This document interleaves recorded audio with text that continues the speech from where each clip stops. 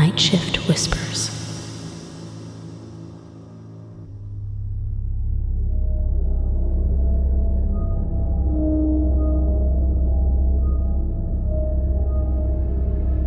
The dilapidated wooden house with a red tile roof looked haunted. It had not been touched by humans in a long time. The walls and roof were covered in wild vines, and the house was gloomy and rotting. One thing contrasted with the rest: a bunch of fresh wild flowers lying sweetly in the corner of the yard under the shade of a large banyan tree. The flowers were said to change to new ones every morning. Offerings to the spirit of the tree keeper? Lula asked with interest. Kadia shook her head. More precisely, for the spirit of the homeowner.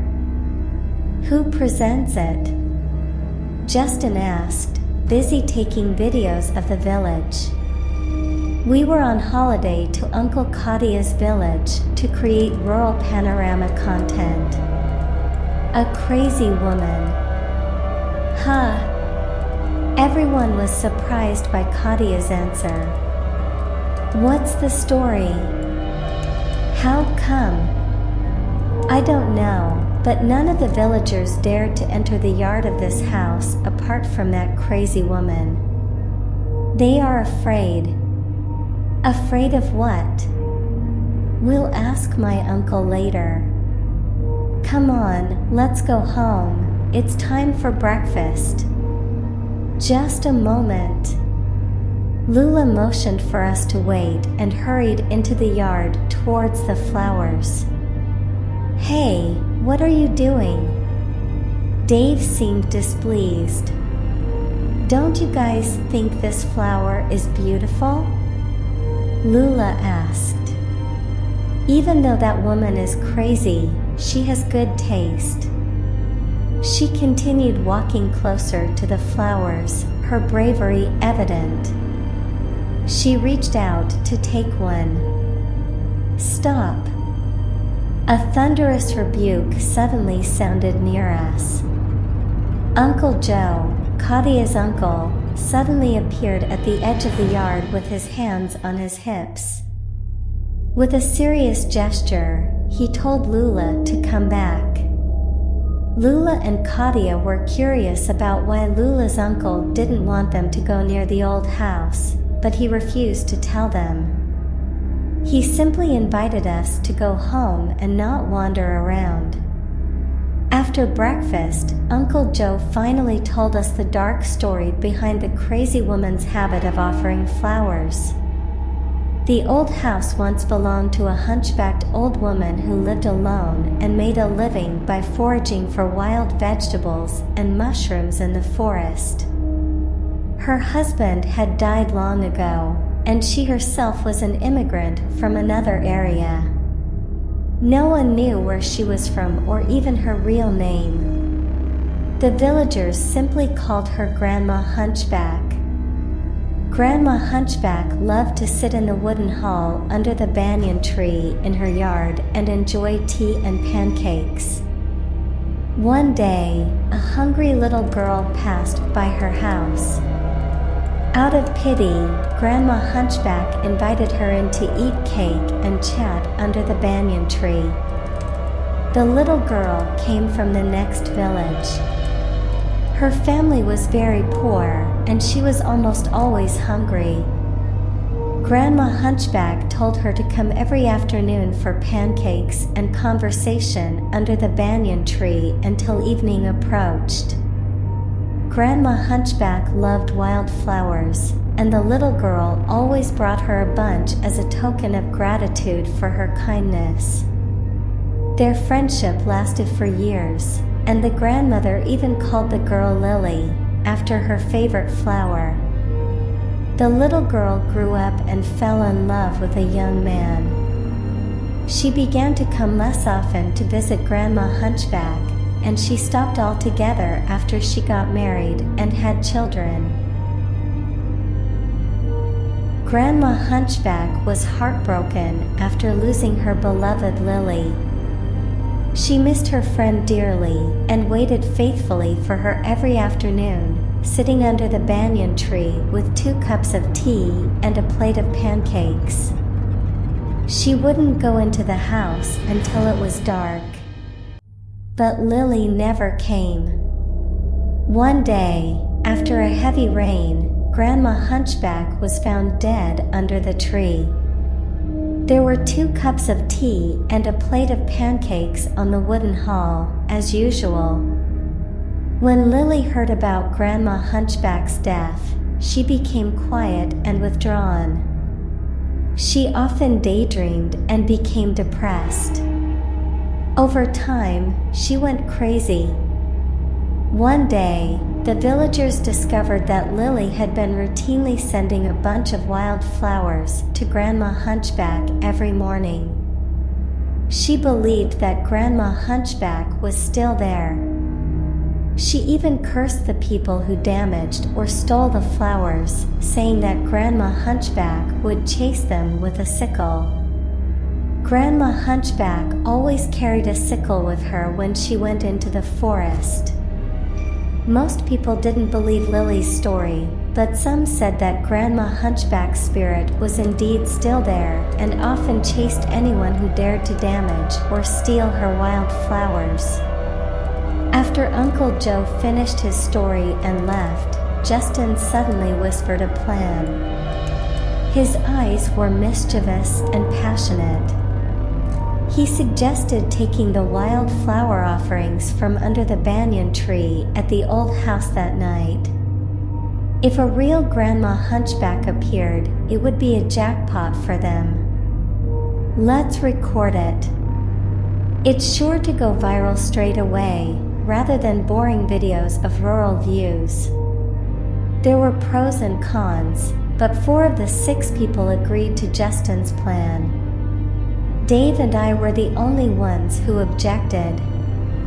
However, because we were outnumbered, we went along too. That night was illuminated by a full moon, which made their actions easier. They didn't need to use flashlights, so they wouldn't attract attention. We walked in silence. As they had agreed beforehand, Lula would take the wild flowers, Justin would stand by with the camera, Elda would prepare the lighting to illuminate Grandma Hunchback if she appeared, Claudia would take a backup video with her cell phone camera, and Dave and I would do nothing. We 2 only wanted to accompany them. We didn't want to be involved in their plan. I thought Lula would take the flowers silently and rush away. But she stood there for a long time. "Grandma Hunchback, come out," she said. Dave and I protested against this action, but Lula only got worse. "Hey, Grandma Hunchback, come out quickly. I'll take your flowers." Her voice echoed through the silent night, breaking the eerie stillness. Still, nothing happened. "Grandma Hunchback, are you coward?" Lula began to dare to mock her. Good grief! They had been waiting for 10 minutes, but nothing had happened. Lula sighed boredly. "Grandma Hunchback, are you really there? Maybe it's a lie. This isn't fun. See? I told you. It's just us who are stupid, wasting our time here on a fake story. But okay, at least we've proven that something like that is impossible," Aldo added. Since nothing was happening, they decided to go home. Suddenly, I heard a rustling sound in the bushes, followed by a strange sound. Crack, crack, crack. It sounded like the sound of a machete slashing at something. We all froze. The sound came from behind us. I turned around curiously, and what was that? A figure emerged from the shadows. One of its hands smashed an object repeatedly on the ground as it stumbled along. My heart pounded in my chest. To make sure I was seeing things right, I grabbed the flashlight from Aldo's hand and pointed it in that direction. And what appeared before us was a hunched-over old woman with wrinkled skin and white hair, wearing all black clothes. She stared at us with a grinning mouth. The object she was slashing on the ground was a sickle. I screamed reflexively in shock and fear. Before running away, I gave the flashlight to Aldo, thinking that they might still want to continue with their plan to take a video. But they weren't that brave. We all ran helter-skelter towards the village. We kept running until they couldn't breathe anymore and were forced to rest in an apple orchard. Justin was sure that the old woman, who was struggling to walk, could no longer catch us. But then they started blaming each other for not taking pictures. Lula dared them to go back there. She immediately turned around without waiting for approval. She had only taken a few steps when she suddenly fell backwards and screamed. The hunched-over figure was already in front of her, swinging her sickle blindly. Lula desperately tried to dodge, her steps forced into the gaps between the apple trees. The sickle missed, sticking into the trunk of the apple tree beside her.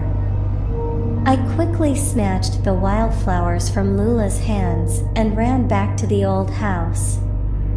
"I'll return these flowers there, you guys run away quickly." I'm sure that Grandma Hunchback was chasing me instead. I kept running as fast as I could. My breath almost ran out and my chest felt like it was about to explode, but the determination inside me told me to hold on just a moment longer. With great difficulty, and memories that began to float, I finally arrived. Right after I put the flower back in its original place, I couldn't hold it anymore. My body collapsed. I was unconscious. When I woke up in the morning, my friends were sitting bowed down in front of several angry-looking people, one of whom was Uncle Joe. We were sent home to our hometown that same day. Before leaving, I took the time to visit the apple tree where Grandma Hunchback's sickle had been stuck the night before.